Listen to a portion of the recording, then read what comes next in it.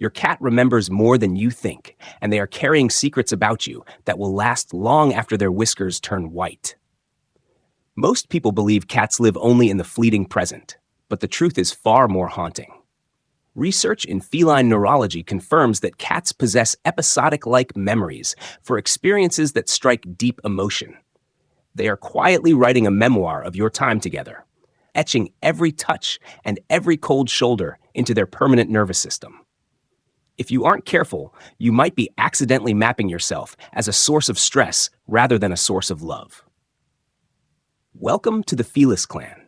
If you want to truly understand the biological blueprint of your cat's heart, subscribe now and join our community of guardians dedicated to decoding the feline soul.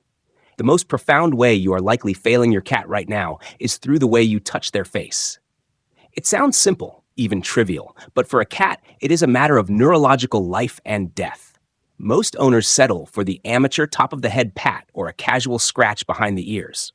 But there is a God spot, the temporal gland, located in that soft, warm patch right between the eye and the ear. When a mother cat grooms this exact spot, she isn't just cleaning fur.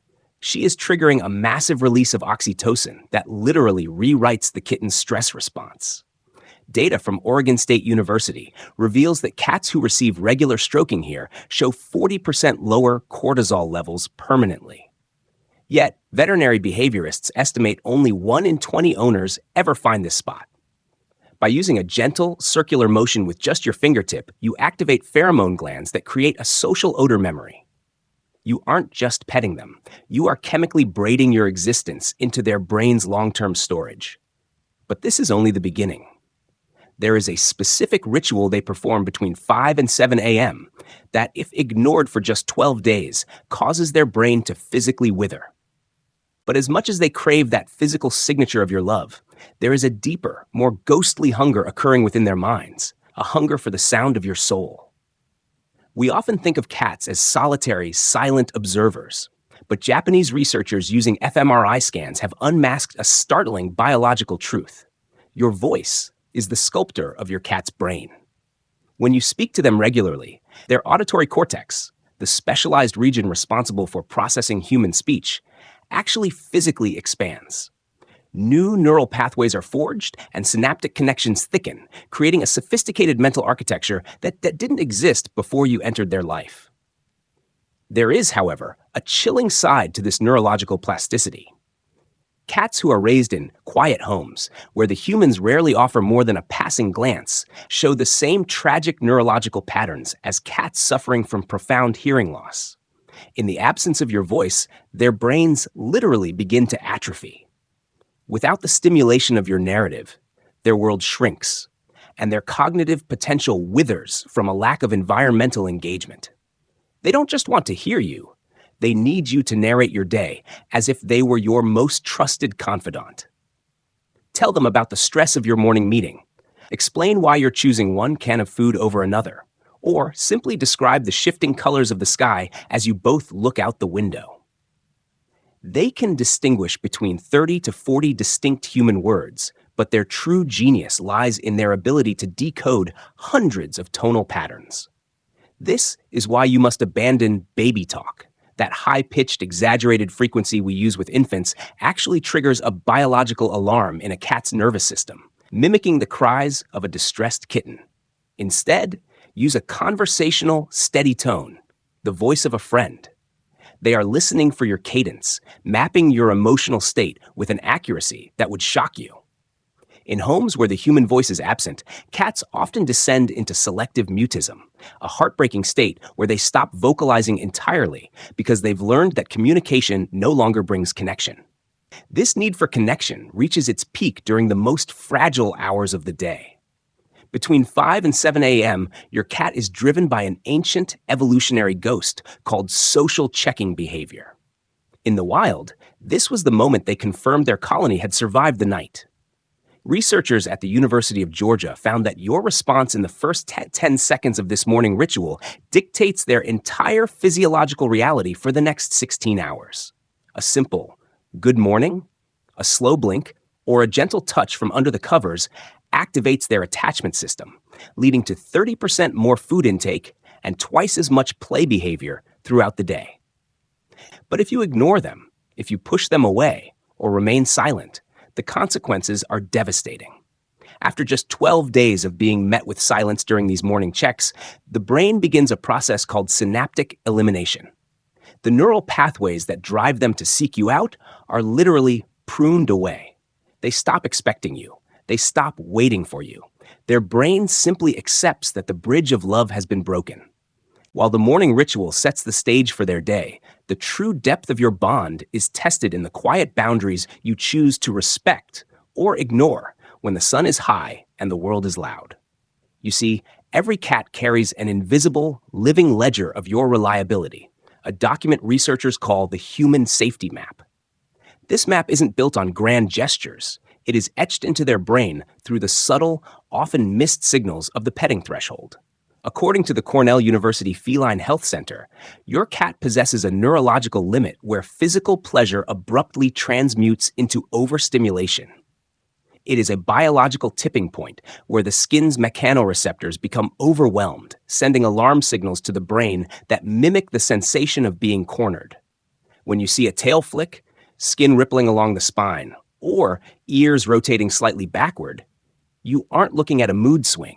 You are witnessing a nervous system under siege. If you stop the moment you see these signs, something profound happens. Their brain releases GABA, a neurotransmitter that reinforces trust pathways. They learn that they are safe specifically because you possess the restraint to stop. This creates predictive comfort, allowing their nervous system to remain in a state of rest even as you approach. However, pushing past these signals triggers the sympathetic nervous system, the same fight-or-flight response used to survive predators. Over years, this builds a stress debt that eventually erupts in aggression or chronic stress-related illness. Your cat maintains a detailed memory of every boundary interaction, and if you fail this test too often, you are mapped as unsafe, ensuring they can never truly relax in your presence. This need for predictability becomes even more critical during the moments you aren't even there. You might be unintentionally traumatizing your cat every time you prepare to leave the house. The University of Lincoln discovered that starting 20 minutes before your departure, cats begin to experience pre-departure anxiety. They recognize the rhythm of your exit, the jingling of keys, the ritual of putting on shoes, and their heart rate spikes by 30%. Most of us either ignore them or offer a lingering, emotional goodbye that only serves to amplify their fear.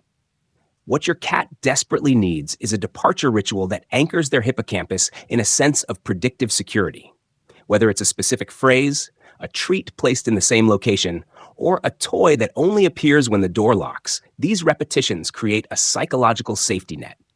Cats with established rituals show 50% less destructive behavior and are far less likely to suffer from the stress-induced health crises that plague anxious felines. Without this ritual, your cat spends hours in a vigilant state, muscles tensed, waiting for a return they cannot predict. This chronic vigilance shortens their lifespan and fundamentally alters the vibrant personality you fell in love with. But as much as they rely on these daily structures of safety and routine, there is a sacred form of connection that most people completely fail to provide during a cat's most vulnerable moments: the silent vigil. When your cat is sick or injured, they don't necessarily need the constant intrusion of being petted or poked. What they desperately crave is what researchers at the University of California, Davis call social proximity without interaction. This behavior is a ghostly echo of their wild ancestors. In the natural world, a wounded cat would position themselves where the colony could see them, providing a protective perimeter, while maintaining the quiet distance required for the body to divert all energy toward healing. By simply sitting in the same room while you read, work on your laptop, or exist in a state of calm predictability, you are doing more than just sharing a space. Your steady, unforced presence triggers a biological miracle: the release of immunoglobulin A. This is an essential antibody that acts as a first line of defense against infection. Through the profound science of psychoneuroimmunology, your silent company literally strengthens their immune system, helping white blood cell counts normalize sooner and appetite return days earlier. Studies show that cats who receive this quiet, respectful vigil recover 25% faster than those left in the cold isolation of a spare room.